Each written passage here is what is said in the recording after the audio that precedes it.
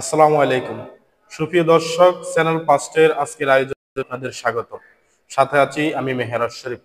আমাদের সাথে আছে হযরত লালমিয়া জামে মসজিদের ইমাম মোহাম্মদ উমর ফারুক।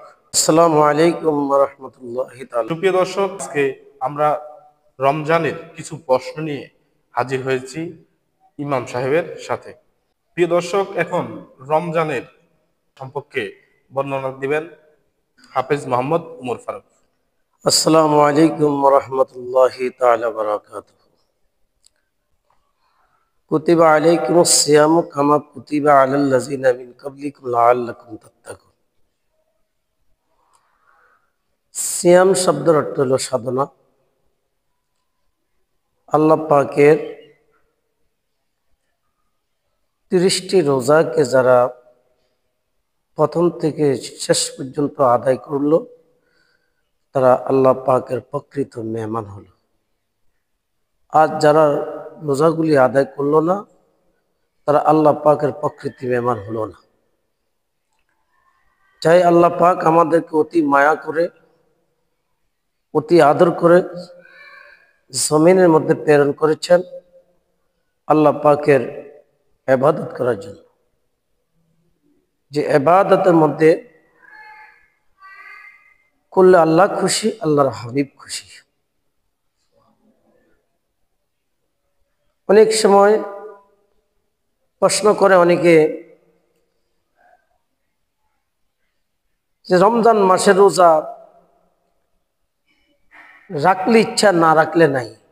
অনেক মানুষ, অনেক ভাইরা বলে, কিন্তু আমি বলবো ওদের ওই কোরআনের জ্ঞান, ওই হাদিসের আলো তার অন্তরের ভিতরে নাই, তার মজকে ঢুকে নেই। যেহেতু কোরআন আল্লাহর বাণী আমাদের নবী পাক সাল্লাল্লাহু আলাইহি সাল্লামের উপর নাজিল হয়েছে, তাই আমরা এই কোরআনকে অতি আগ্রহী করে আমরা কোরআনের প্রতি ঈমান এনেছি, রাসূলের প্রতি ঈমান এনেছি, আল্লাহর প্রতি ঈমান এনেছি। যারা মাহে রমজানের রোজাগুলি, আমার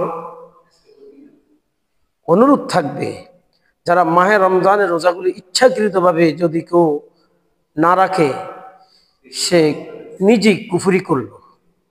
জি, ধন্যবাদ। একজন মুমিন মুসলমানের এই রমজানগুলো কিভাবে কাটানো উচিত বলে আপনি মনে করেন? মুমিন মুসলমানের রমজানের কাটানোর উদ্দেশ্য হলো তিনি আল্লাহ পাকের সাধনা আদায় করল। তিনি আল্লাহ পাককে রাজি খুশি করতে হলে আল্লাহ পাকের মাহে রমজানের রোজাগুলি রাখতে হবে। এটা হলো মুমিনের লক্ষ্য। জি, আমরা জানি যে রমজানের প্রথম 10টি হলো রহমত, জি, রহমতের প্রথম 10 দিন। এই রহমতের প্রথম 10 দিন কারা আল্লাহ তাআলার রহমতের ছায়াতলে আসবে বা আল্লাহ তাআলার রহমত পাবে? যারা মাহে রমজানের 10টি রোজা রাখলো, রহমতের রোজা, তারে আল্লাহ পাকের রহমতের ছায়ার নিচে থাকবে এবং তারা রহমত আল্লাহ পাকের থেকে তারা পাবে। আর যারা মাহে রমজানের রোজা রাখলো না, তারা আল্লাহ পাকের থেকে, রহমত থেকে তারা বঞ্চিত হইল। তারা মাহে রমজানের রোজা তাদের নসিবে জুটলো না। জি, আরেকটি প্রশ্ন হচ্ছে, আমরা দেখতে পাচ্ছি বাংলাদেশে এই বিষয়টি নিয়ে অত্যন্ত বিতর্ক, যেটি হচ্ছে রমজানের যে তারাবির নামাজ, কেউ বলে 8 রাকাত, আবার কেউ বলে 20 রাকাত। এই বিষয়ে আপনি কি বলবেন? এই বিষয় হলো কোরআনুল কারীমের মধ্যে আল্লাহর হাবিব দোজাহানের বাদশাহ নবী মুহাম্মদ রাসূলুল্লাহ সাল্লাল্লাহু আলাইহি সাল্লাম কোরআনে পাকের মধ্যে, হাদিসে পাকের মধ্যে পাওয়া যাচ্ছে, নবী পাক সাল্লাল্লাহু আলাইহি সাল্লাম সর্বোত্তম 11 রাকাত নামাজ পড়তেন। 4 রাকাত, 2 রাকাত 2 রাকাত করে 4 রাকাত, আবার 2 রাকাত 2 রাকাত করে 4 রাকাত, লাস্টে ভিতর 3 রাকাত পড়তেন। এ হলো 11 রাকাত।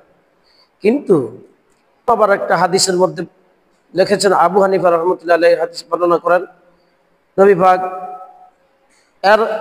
11 রাকাত থেকে 13 রাকাত, 13 থেকে 15 রাকাত, 15 রাকাত থেকে 18 রাকাত, 18 রাকাত থেকে 20 রাকাত। কিন্তু এই 20 রাকাত নামাজটা নিয়ে আসছেন হযরত ওমর ফারুক রাদিয়াল্লাহু তাআলা আনহু। ওমর ফারুক রাদিয়াল্লাহু তাআলা আনহু এই 20 রাকাত নামাজ যখন নিয়ে আসছেন, তখন সারা বিশ্বের মধ্যে তখন ইমামে আবু হানিফার অনুসার মতে এই 20 রাকাত নামাজ আমরা পড়তেছি কোরআন ও হাদিসের মোতাবেকে। জি, আরেকটা কিন্তু বিষয় হচ্ছে 20 রাকাত পড়লে 20 রাকাত সওয়াব পাওয়া যাবে, আর যদি 8 রাকাত পড়ে তাহলে হচ্ছে 8 রাকাতের সওয়াব আলাদা। ওটা হলে, হ্যাঁ, ওটা হলে ওনার ব্যক্তিগত ব্যাপার। জি ওনাকে ব্যক্তিগত ব্যাপার, উনি 8 রাকাত পড়ুক আর 10 রাকাত পড়ুক বা নাই পড়ুক, এটা ওনার ব্যক্তিগত ব্যাপার। জি এটাকে নিয়ে পেতনা পেসাদ করা ঠিক না। জি, ধন্যবাদ হাফেজ মোহাম্মদ ওমর ফারুককে। প্রিয় দর্শক, আপনাদের সকলকে অসংখ্য ধন্যবাদ আমাদের সাথে থাকার জন্য, চ্যানেল পাঁচটার সাথে থাকার জন্য। আসসালামু আলাইকুম ওয়া রাহমাতুল্লাহি ওয়া বারাকাতুহু।